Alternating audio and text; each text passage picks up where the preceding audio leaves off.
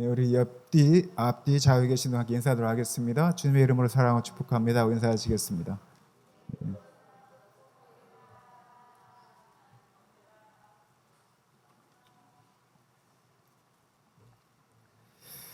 오늘 아침에 보니까 프랑스에서 낭보가 하나 왔더라고요. 이름이 오상욱 씨, 펜싱. 우리가 평소에 잘 접하지 못하는 운동인데 펜싱의 본국이라고 할 수 있는 종주기라고 할 수 있는 프랑스에서 뭐 샤브레인가요? 제가 이름 잘 모르겠습니다. 그 종목에서 금메달을 땄더라고요. 그래서 우리나라에서 처음으로 메달로는 처음은 아닌데 금메달로는 처음 딴 겁니다. 그런데 이 오상욱 씨가 딴 그 펜싱, 또 한국에서는 비인기 종목인 이 종목에서 금메달을 땄다라는 낭보는 제가 오늘 아침에 대충 포털 사이트나 뉴스를 봐도 전면에 다 장식을 하고 있습니다. 그에 비해서 첫 금메달을 딴 사격 혼성이나 물론 또 수영에서 동메달을 딴 사람도 친구도 어느 정도 이렇게 뉴스화되긴 했는데 그래도 가장 많이 노출이 되는 것은 역시 금메달입니다. 금메달이 주는 의미가 뭘까? 우리가 금메달은 승리를 의미하는 것이고 또는 최종적인 성공을 의미합니다. 그 중에 가장 최고의 승리, 성공을 우리는 금메달이라고 하고요. 그리고 금메달을 딴 사람을 칭찬하고 또한 그 사람에 대한 관심을 갖습니다. 그게 나쁘다는 것은 아니죠. 그러나 첫 메달을 딴 혼성 사격은 우리는 잘 기억을 하지 못합니다. 심지어는 수영이라고 하는 종목에서 동메달을 땄다는 것도 사실 우리나라에서는 세계 올림픽에서 따는 게 쉽지가 않죠. 그렇게 쉽지 않은 그런 종목에도 불구하고 우리는 그거는 금방 잊혀지고 또 금메달에 열광을 하게 됩니다. 인간이 가진 본성이 그런 것 같습니다. 인간은 성공과 승리에 열광합니다. 우리 삶의 주변에 있어서 우리가 그러한 일에 칭찬하고 함께 축하할 것은 많지만 그러나 우리의 삶의 모든 전반이 누군가의 성공 또는 누군가의 승리에만 초점이 맞춰 있다고 한다면 금메달은 딱 한 명밖에 없죠. 그런데 은메달, 동메달 그 외에 4년 동안 올림픽을 위해서 끊임없이 땀을 흘리고 수고했던 사람들의 그 삶의 이면에 대해서는 우리가 혹시 저평가하는 것은 아닌가? 물론 우리는 입술로는 또는 말로는 그들의 삶도 존중하고 또한 대단하다고 이야기는 합니다.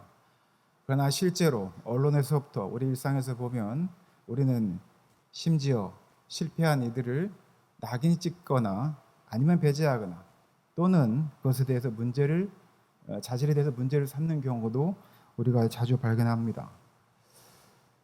우리가 가진 인간의 본성인 것 같습니다. 저도 마찬가지입니다. 목회적으로 성공한다는 기준을 성경적 기준에 두는 것이 아니라 세상적 기준에 두는 경우가 많죠. 숫자가 몇 명 이상 또는 몇천 명 이상, 몇만 명 이상 되는 목회자를 저 시골에서 아직도 편박한 곳에서 노인들 대상으로 목회하는 사람과 비교할 때 한쪽은 성공한 목회자, 한쪽은 실패한 목회자로 낙인 찍는 게 실제로 우리 목회자 세계이기도 합니다. 교회가 가진 규모, 사이즈 이러한 것들에 대해서 비판하거나 또는 그것에 대해서 조금 부정적인 이야기를 하면 너가 그런 성공을 이루지 못해서 온 거 아니냐, 자격지심이 아니라고 하는 평가를 저도 또는 많은 사람들이 그러한 세상적 기준을 가지고 이야기를 합니다. 그러나 우리 성도분들에게 몇 주간에 걸쳐서 이야기한 것처럼 하나님은 성경 역사에 보면 교회가 성장할 때쯤 계속 드십니다. 오히려 그 성장이 하나님의 영광을 가리우거나 복음이 전파되는 것을 회방하지 못하도록 오히려 그들을 흩어서 더 낮은 곳으로 더 열악한 곳으로 가게 하시는 것이 하나님의 섭리요 하나님의 방식입니다. 그렇게 해서 지금 이 시간에 우리가 여기에 와 있는 것이고요. 한국이라고 하는 이 특정한 상황에 우리가 하나님을 찬양하고 예배하기 위해서 이곳에 모여서 말씀을 듣고 또한 기도를 하고 찬양을 하고 또 우리의 삶을 바꾸는 놀라운 역사가 있게 된 것입니다.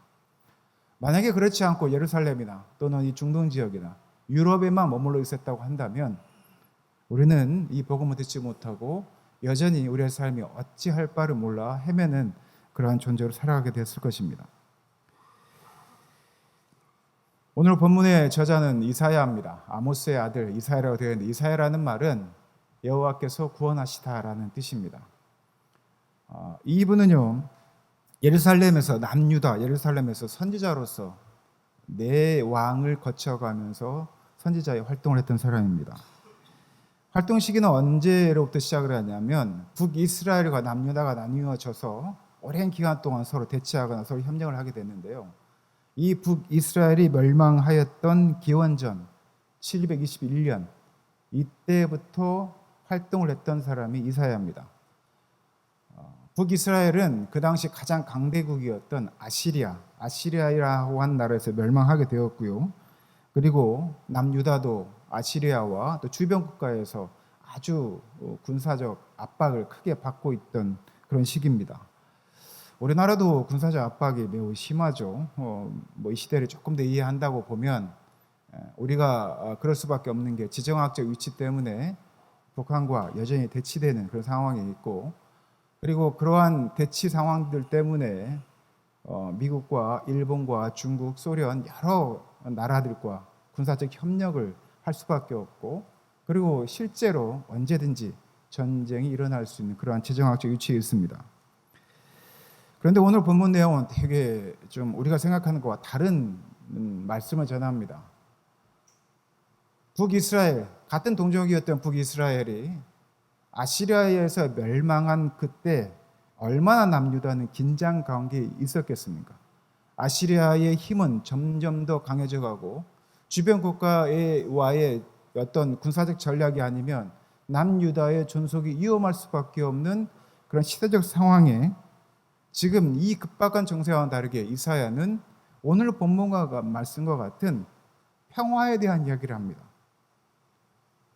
전쟁의 시대에 전쟁 때문에 지금 모든 나라가 아주 예민한 그런 상황에 이사야는 그와는 전와는 다른 전쟁을 통하여서, 또는 이 전쟁에 대한 대비를 통하여서 자기 나라를 지켜야 한다라고 하는 그 시대의 사람들의 말을, 또는 왕들이나 아니면 그 당시 주변 국가들이 하는 그런 대세를 따르는 것이 아니라 오히려 평화에 대한 이야기를 합니다. 사방에서, 세계 여러 나라에서 몰려온 많은 백성들이 예루살렘 성전에서 하나님 말씀을 들을 것이다. 그리고 그곳에서 어떠한 평화가 벌어질 것이다라고 하는 이 실제적인 이야기들을, 그리고 그러한 나라를 이루어야 한다, 그리고 우리가 그러한 것을 준비해야 된다라는 말을 지금 이사야는 하고 있는 것입니다. 그러나 실제로 이 예언은 희망사항이었습니다. 이후에 123년 이후에 남유다는 새로운 제국이었던 바벨론에 의해서 멸망하게 됩니다. 그리고 이스라엘 백성들은 바벨론의 포로로 끌려가게 되죠. 그러면 왜 이사야는 이 말도 안 되는 희망 고문, 헛된 희망이라고 할 수 있는 그 예언을 했을까요? 우리가 선지자 이사야가 미래를 예언한 것이다 라고 이해하게 되면 선지자의 오늘 이사야의 이 본문 말씀은 허언이 될 것입니다. 그러나 왜 이사야는 그 당시에 이스라엘 백성들에게, 특히 남유다 예루살렘에 있는 유다 백성들에게 이와 같은 말을 했을까요? 우리가 오해하는 단어가 있습니다. 우리가 선지자라는 말입니다. 또 예언자라는 말이 있습니다. 우리가 이 예언이나 선지자가 하는 그 말들을 미래의 일을 점치는 그러한 단어로 오해할 때가 있습니다. 우리가 말씀을 예언한다고 이야기할 때는 우리가 미래에 되어질 일, 10년 후, 20년 후에 벌어질 일에 대한 설명이 아닙니다. 성경에서 말하는 예언은 하나님의 말씀이 이러하다, 이 말씀에 순종하면, 이 말씀에 순종하지 아니하면 미래에 이렇게 될 것이다 라고 하는 것이 성경에서 말하는 예언입니다. 그래서 우리가 이 시대의 마지막 때를 이야기하면서 시한을 못을 받거나, 또는 곧 예수님께서 재림하시거나, 또는 7년 대환란이 와서 이 세상은 종말이 올 것이라고 하는 그러한 예언을 하는 사람들은 100% 가짜입니다. 성경에서도 그렇게 이야기하고 있고요. 그래서 성경에서 말하는 예언은 그리스도인들이 왜 하나님 말씀에 순종해서 살아야 하는지, 그리고 성경의 역사는 순종한 이들과 순종하지 않은 이들의 미래가 어떠했는지를 끊임없이 보여주고, 예언자는, 그리고 선지자는 그것을 성도들에게, 이스라엘 백성들에게 다시 한번 되새겨주는 것, 이것을 예언의 형태로 이야기하는 것이 바로 선지자의 이야기입니다. 이사야가 하는 말씀도 동일합니다. 하나님의 뜻을 그가 말씀 가운데 선포했을 때 하나님의 뜻을 따라 살지 않는 이들에게 하나님의 뜻이 무엇인지를 전달했을 때 그들이 그 말씀을 듣고 함께 행했을 때 어떠한 나라가 예상되어지고 또 어떠한 나라가 실현되어지는지, 그리고 그러한 하나님 나라가 어떠한 모습인지에 대해서 설명하는 것이 오늘 본문 내용입니다. 그리고 그 날은, 그 하나님의 나라는 우리가 예상하는, 우리가 못 박는 날이 아니라 사람이 예상하지 못한 그러한 형식과 때, 다시 말하면 하나님의 방식과 하나님의 때에 이루어진다는 것, 실현되어진다는 것이 바로 성경에서 말하고 있는 원리입니다. 다만 우리가 그것을 기다리지 못하는 것이죠. 오늘 본문 말씀은 지금으로 보면 약 2700년 전에 하나님께서 주신 말씀입니다. 그런데 이 말씀은 지금도 살아서 역사하죠. 우리들 삶에도 여전히 이 말씀이 우리에게 역사하고 있고, 또 우리가 이 말씀을 되새겨 드려야 합니다. 왜냐하면 동일한 예언과 동일한 방식이 지금도 작동하고 있기 때문입니다. 오늘 본문 말씀 이사야서 2장 4절 말씀 한번 같이 읽어볼까요? 이사야서 2장 4절입니다.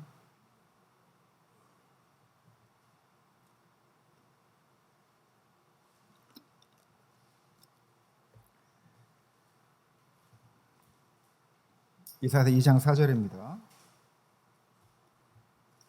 같이 한번 읽어볼까요? 준비 시작. 그가 민족 간의 분쟁을 심판하시고 나라 사이의 분규를 조정하시리니 나라마다 칼을 쳐서 보습을 만들고 창을 쳐서 닻을 만들리라. 민족들은 칼을 들고 서로 싸우지 않을 것이며 다시는 군사연론도 하지 아니하리라. 조금 용어가 다르긴 하죠. 같은 말입니다. 전쟁이 심판받고 사라지고 칼을 쳐서 보습, 즉 쟁기의 날을 만들고 창을 쳐서 낫을 만든다고 이야기합니다. 그 당시에는 전쟁 상황이기 때문에 언제든지 칼과 창으로 전쟁 대비를 해야 되고, 전쟁이 벌어지면 언제든지 가서 싸움을 벌여야 되는, 전쟁을 수행해야 되는 그런 상황입니다. 아주 급한 정세라고 말씀드렸습니다. 그런데 총과 칼이 사라지고 칼로 보습을 만들고, 즉 밭을 가는 쟁기를 만들고, 그리고 풀을 베는 창으로 낫을 만들어서 농사를 짓고 어떤 평화로운 그런 삶들을 추구해야 한다는 것이 오늘 본문의 이야기입니다. 말이 맞지 않지요? 본문의 배경이 되는 북이스라엘 또 남유다, 지금 이곳은 전쟁 때문에 그들이 언제 전쟁을 치르게 되고 죽을지 모르는 그런 상황입니다. 전쟁을 통해서, 평화가 아닌 전쟁을 통해서 자신들의 힘을 과시해야 되고 또한 나라의 존속을 유지해야 되는 그런 상황이었습니다. 우리나라도 어찌 보면 비슷하죠. 그래서 매년마다 우리는 전쟁 연습을 합니다. 그리고 어떻게 하면 우리나라가 안보적으로 더 안전을 추구할 수 있을까라고 해서 강대국들과 서로 협력을 하고, 또한 그러한 국력을 높이기 위해서, 전쟁 국력을 높이기 위해서 각종 경쟁 장비들을 사고, 그리고 우위를 점하기 위한 많은 노력들을 합니다. 주변 강대국과 좋은 관계를 유지하기 위해서 끊임없이 노력을 하죠. 그리고 그렇게 해야지 우리는 안전을 보장받을 수 있다고 이야기합니다. 그런 형편의 대한민국에 우리가 만약에 이사야와 같은 선포를 한다면 우리는 많은 논란이 될 것은 너무나 자명합니다.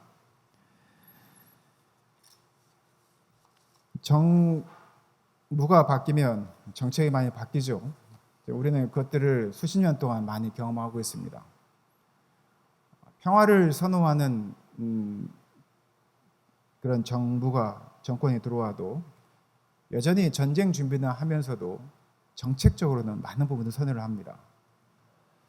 그러나 평화보다는 내가 어떤 힘의 우위를 가지고 평화를 유지할 수 있다고 보는 입장에서는 군비를 증량을 하고 또 더 강한 유대를 통해서 우리가 전쟁 대상을 압도할 수 있고 평화를 유지할 수 있다라고 하는 정책들이 실현합니다. 제가 어느 방법이 더 옳은가 그른가를 설명하려고 이야기를 하는 것이 아닙니다. 우리가 같은 평화를 보는데도 이 평화를 유지하는 방식 또는 이 방법을 서로 다르게 보는 것들을 우리가 보게 된다는 것이죠.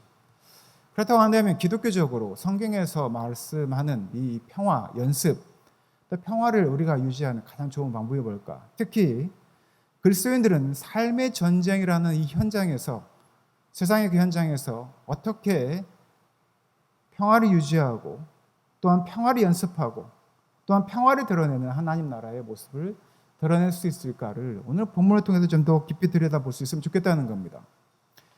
여러분들의 삶은 어떻습니까? 지난 일주일 동안 어떻게 살아오셨습니까? 전쟁 같지요. 아무리 내가 평화롭다 할지라도 우리는 각종 문제에 노출될 수밖에 없고 내가 그리스도인이지만 그 문제를 대처하는 여러 가지 우리의 삶의 자세를 볼 수가 있습니다. 우리는 전쟁이 아니라 평화를 원한다고 이야기를 하죠. 당연히 평화를 원합니다. 전쟁이 주는 스트레스가 있습니다. 전쟁이 주는 스트레스 때문에 우리는 병을 얻기도 하고 또한 낙심하기도 하고 낭망하기도 하고 무언가를 포기하기도 합니다. 그러나 인간의 내면의 본성은 이 평화를 어떻게 추구하고자 하냐면 지배를 통해서 평화를 추구하고자 하는 마음이 있습니다. 사실은 그게 가장 간단한 방법이죠. 우리 아이들이 나에게 어떠한 잘못을 저지르거나 또 나에게 저항을 할 때 가장 좋은 방법이 뭡니까? 부모로서는 뭔가를 강하게 소리를 지르거나 또는 불이익을 주거나 아니면 매를 들거나 강제하는 방식으로, 다시 말하면 지배하는 방식으로, 통제함으로 우리가 평화를 유지하는 것을 가장 선호합니다. 우리가 그렇지 않다라고 이야기할 수 있지만 실제는 그렇지 않습니다. 저도 그렇습니다. 저도 모르게 가장 편한 방법, 내가 가진 힘을 가지고 누군가를 누르는 방식으로 눈에 보이는 평화를 우리가 유지하고 싶고 또한 그거를 존속해야 하고 싶습니다. 또 우리가 대인관계를 봐도 그렇습니다. 누군가와의 관계에서 내가 높은 위치에 있을 때 그 높은 위치를 가지고 평화를 유지하는 방식을 보면 우리가 어떠한 평화의 방식을 선호하는지를 볼 수가 있습니다. 저는 그것이 항상 옳다, 그러다를 이야기하는 것이 아닙니다. 그러나 이러한 관계들이 대부분 갑과 을의 관계를 형성하고 있다는 것이죠. 갑의 위치에 있는 사람들은 을을 적절히 통제함으로써 평화를 유지한다고 생각을 합니다. 그러나 을의 생각은 그렇지 않지요. 내가 을의 위치에 있을 때는 갑이 갑질을 한다고 이야기를 합니다. 교회에서도 그런 일이 있습니다. 누누이 말씀드리지만 목사가 그런 일을 할 수 있는 확률이 가장 높지요. 가장 먼저는 강단에서 말하는 말씀으로 그러한 말씀이 아닌 갑의 위치에서 말씀을 전하거나 또는 성도를 통제하려고 하는 인간적인 욕망이 말씀을 통해서 드러나는 것이 바로 인간의 모습이고 또 목사도 그런 유혹에 빠지기도 합니다. 그런데 그러한 그들에게 칼로 보습을 만들고 창으로 낫을 만든다라고 하는 전복적인 표현을 합니다. 너가 쓰던 무기, 누군가를 살해하고 누군가를 죽이려고 했던 창과 칼을 땅을 살리고 생명을 만드는 일로 바꾸는 그런 전복적인 일을 하라는 겁니다. 갑의 위치에 있다는 거 하는 것은 내가 가진 지위나 내가 가진 돈이나 내가 가진 권력이 누군가에게 작동한다는 겁니다. 그것이 무기를 사용이 되면 누군가를 죽이거나 누군가에 상처를 주거나 또 누군가를 낙심하게 만든다는 겁니다. 그러한 창과 칼을 생명을 살리는 도구로 전환하라라는 매우 전복적인 표현입니다. 이것은 그 누구에게도 쉽지 않은 결정입니다. 전쟁 시대에 내가 쓰고 있는 총과 칼을 바꾸라는 것만큼 이 시대를 살아가는 내가 점한 어떤 우위를 스스로 포기하고 그것으로 강력한 어떤 무기를 사용하지 말고 누군가를 죽이는 무기를 사용하지 말고 생명을 살리고 평화를 일구는 도구로 전환하라. 이것은 웬만한 결단이 아니면 쉽지 않다는 것입니다. 그러나 그리스도인들은 그래야 합니다. 이사야의 외침은 전쟁 연습을 하는 현실에서 역설적으로 평화 연습을 하고 또한 평화를 위해서 너가 쓰고 있는 전쟁 연습의 도구를 바꾸라. 이렇게 이야기를 합니다. 주문합니다. 우리 일상으로 보면 전쟁 같은 그 현장에서 전쟁이 아니라 평화를 추구하는 삶을 살라는 그런 선포입니다.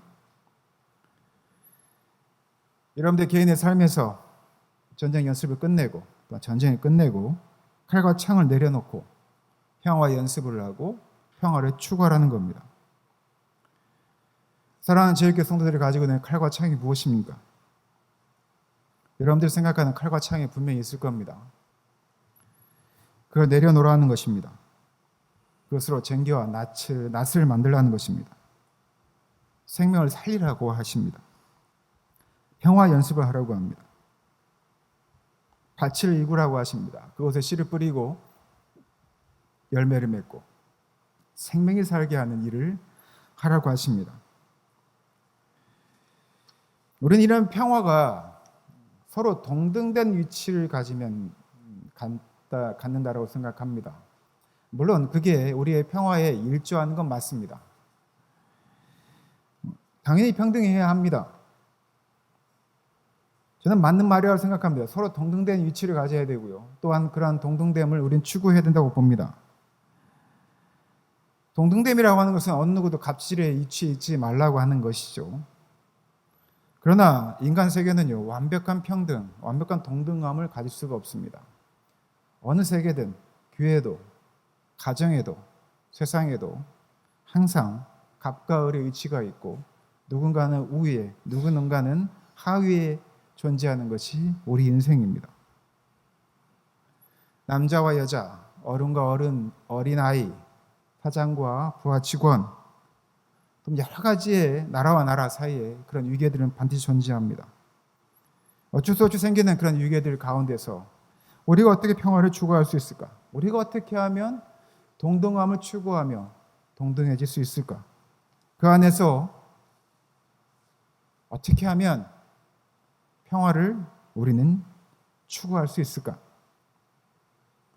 하나님의 나라의 평화는 정말 어떻게 이루어지는 것일까? 샬롬의 나라, 평화의 나라, 이 나라는 도대체 무엇을 의미하는 것일까? 하나님 나라의 평화는 권력이 의미 없는, 권력이 없어진 하나님 나라의 궁극적 평화를 이야기합니다. 그러나 인간 세계는 쉽지 않죠. 그래서 평화를 연습하라는 것입니다. 인간은 완전한 평화를 이룰 수 없습니다. 인간의 본성은 끊임없이 드러나게 됩니다. 누군가를 지배하려고 하고 누군가를 내 밑에 두려고 하는 인간의 본성이 우리로 하여금 잠시 방심하는 사이에 우리로 하여금 전쟁 연습을 하게 하는 것이죠. 그러면 어떻게 샬롬이 이루어질까? 어떻게 하면 평화가 이루어질까? 성경은 극단적으로 이렇게 얘기합니다. 지난주에도 설교드린 것처럼, 설교에도 말씀드린 것처럼 큰 자가 작은 자를 섬기는 것, 권력 있는 자가, 힘 있는 자가, 돈 있는 자가 힘이 없는 자를, 권력이 없는 자를, 돈이 없는 자를, 연약한 자를 섬기는 것, 그런 삶의 자세로 나아가는 것, 그런 전복적인 현상이 일어나는 것, 바로 그것이 하나님 나라라고 이야기하고 그렇게 연습하는 것이 그리스도인들이 추구해야 될 평화 연습이라고 하는 것입니다. 목사가 성도들을 섬기는 곳, 이곳이 교회입니다.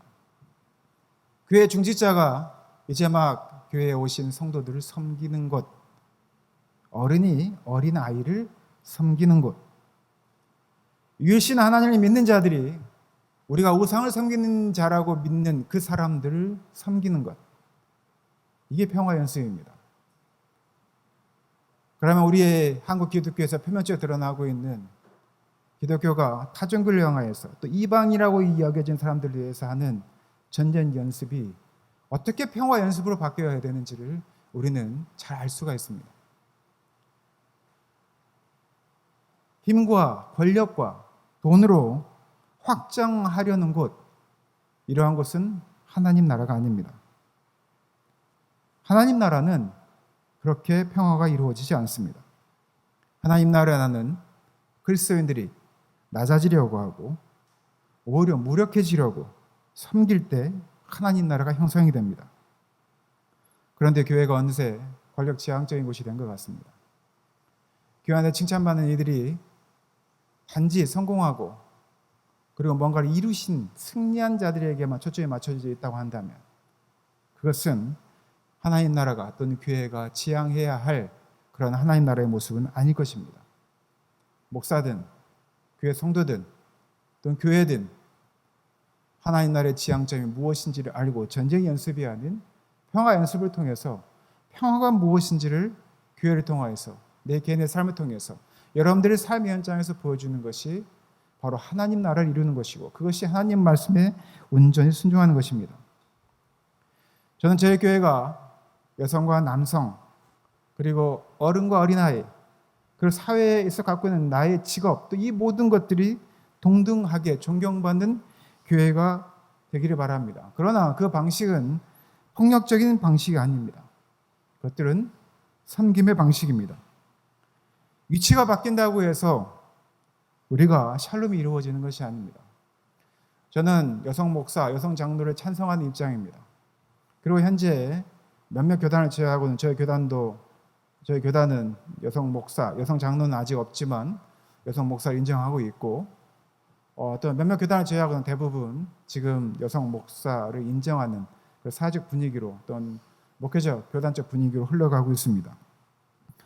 그런데 우리가 놓치지 말아야 될 것은 그러한 권위가 주어진다고 해서 평화가 이루어진다는 것이 아니라는 거예요.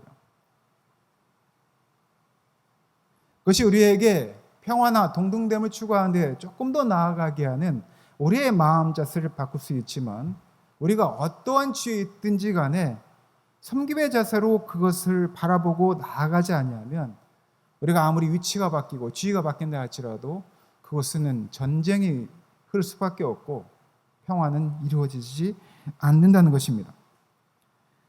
누가 되었든 서로 섬김의 자세로 우리가 살아가고 우리가 가지고 있는 지위와 직분을 칼과 창으로 삼지 않고 보석과 낫으로 바꾸기만 한다면 저는 그곳에 평화가 이루어질 거라고 봅니다. 사랑하는 제일교회 성도 여러분, 우리 사랑하는 제일교회 성도들의 칼과 창은 무엇입니까? 여러분들은 칼과 창을 보석과 낫으로 바꿀 그런 하나님의 말씀에 순종할 자세를 갖고 계신가요? 오늘 이 말씀이 하나님께서 여러분들에게 명령으로 여겨진다면 여러분들이 갖고 있는 칼과 창을 보석과 낫으로 바꾸시기 바랍니다. 평화 연습을 하시기 바랍니다. 그러면 그 현장은 하나님 나라가 될 것이고 그곳에 평화가 임할 것입니다. 말씀을 마치겠습니다. 우리 안에 평화가 존재하는 것처럼 여겨질 때가 있을 겁니다. 내 시각으로, 내 시선을 모았을 때는 우리 교회는, 내 가정은, 내가 사는 삶의 현장은 참 평화롭다 이렇게 생각할 때가 있습니다. 그러면 내가 정말 이 평화를 정말 유지하고 있는가? 정말 내가 섬김의 자세로 이 평화를 추구하고 있는가를 볼 수 있는 방법이 하나가 있습니다. 그게 뭐냐면 우리 교회를 한번 볼까요? 우리 교회를 보자면 우리가 예배 시간에 예배를 드리고 있는데 우리 어린 아이들이 갑자기 소란스럽게 막 뛰어 들어옵니다. 엄숙하게 예배를 드리고 있고 제가 말씀을 전하고 있는데 아이들이 막 예배에 방해되게 막 떠들고 옵니다. 여러분들의 첫 번째 마음은 어떻습니까? 아니 이것들이 예배를 방해? 감히? 솔직히 제 마음도 그렇습니다. 방해받지 않기를 바라는 마음이 큽니다. 정말 우리 애들 너무 예뻐하거든요. 오늘 또 오면서 제가 주머니에 사탕을 넣어가지고 와서 아이들이 좀 저한테 호감을 좀 주려고 사탕도 하나 나눠주고 나눠주면 눈 한번 마주치고 어떻게 하면 아이들이 호감을 살까? 아이들과 평화를 유지할까? 아이들이 어떻게 하면 나에게 더 다가올 수 있을까라고 하는 그런 많은 방법들, 평화 연습을 합니다. 근데 막상 설교하는데 아이들이 막 뛰어들어오고 막 떠들잖아요. 그럼 제가 설교가 끊기는 것 같고 방해를 받는 느낌을 받습니다. 순간 제 마음이 어떨까요? 속된 말로 하면 사탄이 역사한 것 같습니다. 근데 저도 연습하는 거예요. 저 아이들을 내가 받아들이면 이게 평화 연습이 되겠구나. 그리고 예배 시간에도 내가 그러한 분위기에도 말씀을 전할 수 있는 평화로운 마음을 갖겠구나. 그 아이들을 나쁜 마음이 아닌 더 사랑스러운 모습으로 그 아이를 볼 수 있겠구나. 지금 그렇게 훈련하고 있고 그게 어느 정도 많이 훈련되어진 제 모습을 여러분 볼 수 있습니다. 사랑하는 제일교회 성도 여러분, 여러분들이 갖고 있는 분명히 칼과 창이 있습니다. 이것을 보습을 만들고 낫을 만드는 생명을 살리는 밭을 이구는 그 행위의 도구로 사용되어지는 것은 결정하는 것은 결코 쉽지 않습니다. 그래서 평화 연습을 하시라는 겁니다. 꾸준히 연습하십시오. 교회에서, 일상에서, 그리고 여러분 삶 속에서. 그러다 보면 어느 순간 하나님 나라, 이 샬롬의 나라가 형성되어질 것이고, 그리고 그것을 통하여서 여러분들은 복음을 전하는 그러한 귀한 일들을 감당하게 되실 것입니다. 우리가 전하는 칼과 창으로 그들을 굴복시킬 수 없습니다. 보습과 낫으로 세상에 생명을 이루는 그러한 결단을, 칼과 창을 보습과 낫으로 바꾸는 그러한 결단을 함으로 평화를 연습하는 우리 사랑하는 제일교회 성도 되시기를 예수님의 이름으로 축원하고 부탁드립니다. 함께 기도하겠습니다.